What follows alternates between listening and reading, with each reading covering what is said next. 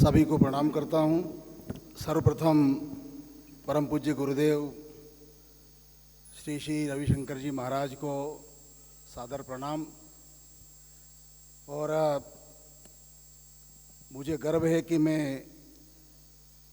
Art of living से जुड़ा हूँ और बहुत वर्षों से इच्छा थी कि बेंगलुरु जाकर के परम पूज्य गुरुदेव से मिला जाए, लेकिन किसी न किसी कारण को लेकर के और टलता रहा मामला। और आज जल के कारण परम पूज्य गुरुदेव से आज शाम को मिलना होगा। मैंने जो प्रथम कोर्स होता है हैप्पीनेस कोर्स, वो भी आर्ट ऑफ लिविंग का किया है और इसलिए आज यहाँ आकर के मैं बहुत प्रसन्न हूँ। और अतीव प्रसन्नता तब होगी जब परम पूज्य गुरुदेव से हम सब शाम के सत्र में और उनसे प्रत्यक्ष उनके दर्शन होंगे। मंच पर विराजमान इस जल योद्धा सम्मान में हमारे सबके अग्रज पद्मश्री से सम्मानित सभी वरिष्ठ जन और मंच के सम्मुख विराजमान सभी जल योद्धा देश भर से आए हुए बहनों और भाइयों, पानी को लेकर के जैसा अमीर जी ने कहा कि 2019 में और जब प्रथम जल प्रहरी का सम्मान समारोह दिल्ली में हुआ था, तब मुझे उसमें बुलाया गया था। क्यों बुलाया गया था कई बार तो मुझे ऐसे याद नहीं है कि मेरा चयन कैसे हुआ उसमें, लेकिन छोटे छोटे काम करके भी कोई और बड़ा सम्मान मिल सकता है। तो मुझे वहाँ का अमीर जी का बुलावा आया और वहाँ पर आदरणीय पांडे जी से मिलना हुआ, आदरणीय मित्तल जी से मिलना हुआ। और उस समय हमारे लापोडिया से पालीवाल जी आए थे और बाकी उस समय के जो पद्मश्री थे वो सब लोग भी उसमें उपस्थित थे। राजेंद्र सिंह जी थे और पांडे जी ने, हम दोनों ने साथ में मिलकर के फ़ोटो खिंचवाया था।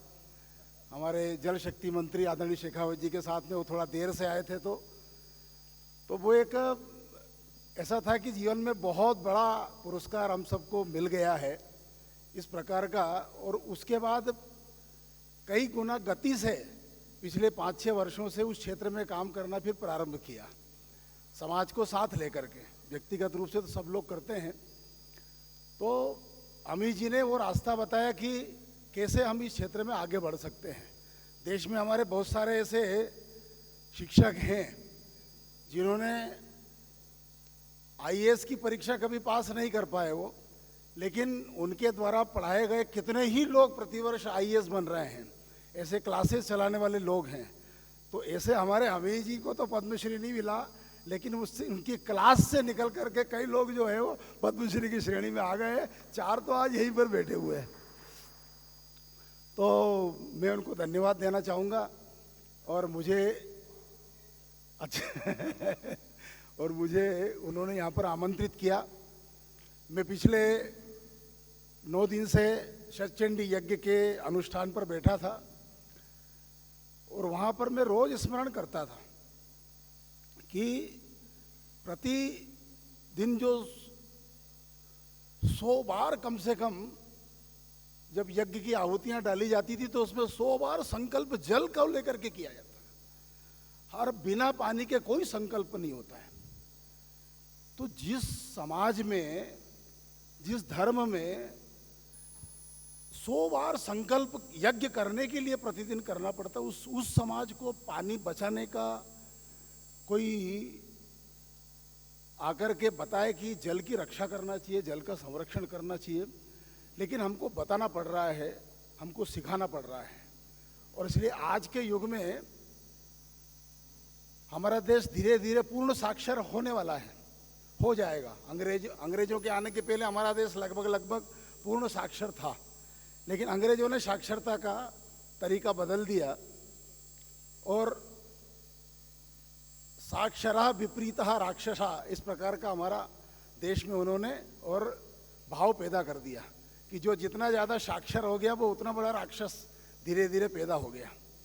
जब हमारे देश में साक्षर लोग नहीं थे, हमारी माँ बहनें, तब घर का वो पूरा झाड़ू निकालती थी और सामने सड़क का भी आधा झाड़ू निकालती थी। तो स्वच्छता में वो साक्षर थे।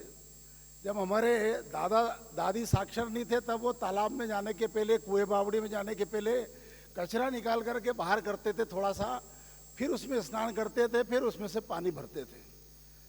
जब हमारे पूर्वज जो है वो साक्षर नहीं थे, सोलर को नहीं जानते थे, तब प्रतिदिन सूर्य को अर्घ्य दे करके प्रतिदिन उसको ठंडा रखते थे।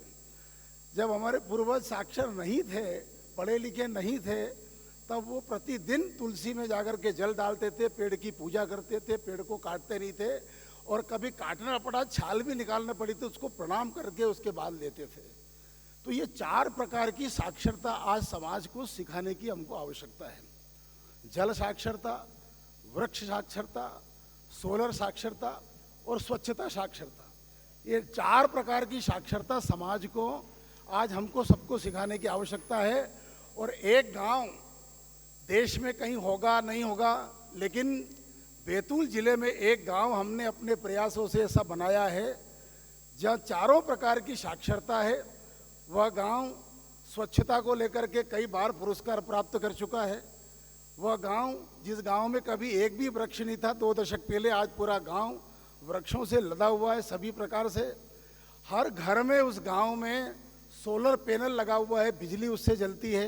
4-5 साल पहले तक खाना भी सोलर से बनता था। और उस गांव में सभी प्रकार की जल की समृद्धि है। साक्षरता में अभी आधा है, लेकिन बाकी जो 4 प्रकार की साक्षरता है उसमें वो गांव पूर्ण रूप से साक्षर है। वो गांव है सोलर विलेज, वो गांव है वाटर विलेज, वो गांव है स्वच्छ विलेज, और वो गांव है वृक्ष विलेज। बाचा नाम का आदिवासी गांव बैतूल का वो है। और आज वहां से आए हुए हैं श्री अनिल कुमार उइके, जो हमारे जल योद्धा के रूप में यहाँ पर पुरस्कार प्राप्त करेंगे। ऐसा वो गांव है। और वो गांव का चयन, उस अनिल जी का चयन स्वयं अमी जी करके आए हैं।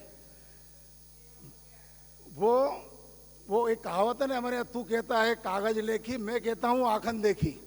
तो अमी जी खुद देख करके आए हैं जो काम हमने गंगा अवतरण अभियान के माध्यम से बैतूल जिले में किया। तो ऐसे 200 फुट ऊंची पहाड़ी पर मेरे साथ चल कर के ऊपर तक गए हैं। और हमारी एक एक जो खंतियाँ हमने कंट्रोल टेंच बनाई है, उस कंट्रोल टेंच के सामने हमने कैसे पौधे लगाए हैं और वो पौधे कैसे पेड़ बन गए हैं, उसकी पूरी कहानी अमी जी देख करके, अमी जी मैं आपको धन्यवाद देता हूँ। और ऐसे सारे जल योद्धाओं का चयन उन्होंने इसी प्रकार से किया है, कागज़ देख करके नहीं, आँखों से देख करके ऐसा सम्मान करने वाले। और अगर ऐसा सम्मान करने वाले हमारे जल योद्धा होंगे तो मैं आपको कहता हूं कि यहाँ कितने पद्मश्री बैठे होंगे भविष्य में, ये आप सबको बताएंगे कि अमीर जी ने ऐसे योद्धाओं का चयन किया है। और मुझे मालूम है आपने 2019 में कहा था शेखावत जी के सामने कि ये कहाँ से इतने सारे लोग लेकर के आए, तो अमीर जी ने कहा कि हमने नायाब हीरे ढूंढे हैं देश भर से। तो ऐसे हीरों की तलाश मैं समझता हूँ कि निश्चित रूप से ये ज़मीन पर काम करने वाले लोगों का और एक ऐसा समूह प्रतिवर्ष सम्मानित होता है जो समाज के लिए भी प्रेरणा है और सारे देश के लिए भी प्रेरणा है कि छोटे छोटे काम करके और व्यक्ति बड़ा बन सकता है, बड़ी प्रेरणा दे सकता है। यह काम और हम सब ने मिलकर के किया है। मैं आप जितने यहाँ पर जल योद्धा आए हैं आप सबका अभिनंदन करता हूँ। और निश्चित रूप से हम जो काम कर रहे हैं वो काम समाज को प्रेरणा देने वाला काम है। अकेला व्यक्ति कोई भी काम कर सकता है, अकेला व्यक्ति पूरा परिश्रम करके और बड़ी उपलब्धि प्राप्त कर सकता है, लेकिन वही काम समाज को जागरूक करके करना, समाज को साथ ले करके करना, हमने बैतूल जिले को उसी रूप में एक प्रयोगशाला बना करके काम शुरू किया। बैतूल की एक सोना घाटी की पहाड़ी है जिस पर कभी जो मध्य प्रदेश के लोग हैं आसपास के, या कभी जो साहित्य के में रुचि रखने वाले लोग हैं उनने कभी एक कविता पढ़ी होगी। भवानी प्रसाद मिश्र जी हमारे यहाँ के कवि हुए हैं, उन्होंने कविता लिखी थी, सतपुड़ा के घने जंगल ऊँगते अनमने जंगल, झाड़ ऊंचे और नीचे चुप खड़े हैं आंख मीचे। ऐसे कविता है वो जंगल की आरती जैसी कविता है। वो कविता उनने 1939 में लिखी थी और वो उन्होंने जिस सोना घाटी पर बैठ करके लिखी थी, वो सोना घाटी जब 2014 में उनका जन्म शताब्दी वर्ष आया तब वो वृक्षविहीन पहाड़ी हो गई थी। तो हमने संकल्प लिया उनके जन्म शताब्दी वर्ष में कि हम इस पहाड़ी को फिर से हरा भरा करेंगे, यही और भवानी प्रसाद मिश्र जी को सच्ची श्रद्धांजलि होगी। और भवानी प्रसाद मिश्र जी के जो सुपुत्र हैं उनका आप सब ने नाम सुना होगा। उनका नाम है अनुपम जी मिश्र, जिन्होंने आज भी खड़े हैं तालाब, राजस्थान की रजत बूंदें, सफ़ेद माथे का समाज जैसी पुस्तकें लिखी है। और राजस्थान के पोखरण से लेकर के असम के तालाबों तक का जिन्होंने आज में खड़े तालाब में वर्णन किया है। और उन्होंने ये वर्णन किया कि कैसे हमारे पूर्वजों ने एक तालाब को इकाई दहाई सैकड़ा बनाते हुए हजारों तक ले गए थे। और उन्होंने आगे ये भी लिखा है कि कुछ 2 किताब पढ़ लिखे लोगों ने फिर उस 1000 और सैकड़ा को इकाई दहाई में बदल दिया, लेकिन आज समाज को फिर से उसको 1000 गुना करने की आवश्यकता है। तो उस पहाड़ी पर हमने फिर से काम प्रारंभ किया। सबसे पहले वर्षा जल वहाँ पर रुके, उसके लिए समाज के सहयोग से वहाँ पर खंतियाँ खोदी। 8 से 10 हज़ार कंट्रोल टेंच हमने उसके ऊपर बनाए। 7-8 हज़ार लोगों ने वहाँ पर काम किया, आसपास के ग्रामीणों ने मिलकर के। और फिर उसके बाद हमने वहाँ पर उसके ऊपर खंतियों के सामने गड्ढा खोद करके उस पर पौधारोपण किया। और लगातार 8-10 वर्ष तक काम करने के बाद में अभी अमीर जी उसको देख करके आए हैं। 2-4 वर्ष के बाद में अगर भवानी प्रसाद मिश्र जी फिर से वहाँ पर आ गए और बैठ करके कविता उसको दोहराएंगे तो फिर से वो कह सकते हैं कि सतपुड़ा के घने जंगल ऊँघते अनमने जंगल। तो समाज के सहयोग से हम और बड़ा काम कर सकते हैं। ये सोनाघाटी की पहाड़ी बैतूल की है। और एक आदर्श गांव को, एक ट्राइबल गांव को कैसे दुनिया के सामने एक उदाहरण के रूप में प्रस्तुत कर सकते हैं, ऐसा बैतूल जिले का एक आदर्श ग्राम जनजाति ग्राम बाचा है। आज वो पर्यटन ग्राम के रूप में सारे देश भर में जाना जा रहा है। सारे देश और दुनिया के लोग वहाँ आकर के और रुक रहे हैं।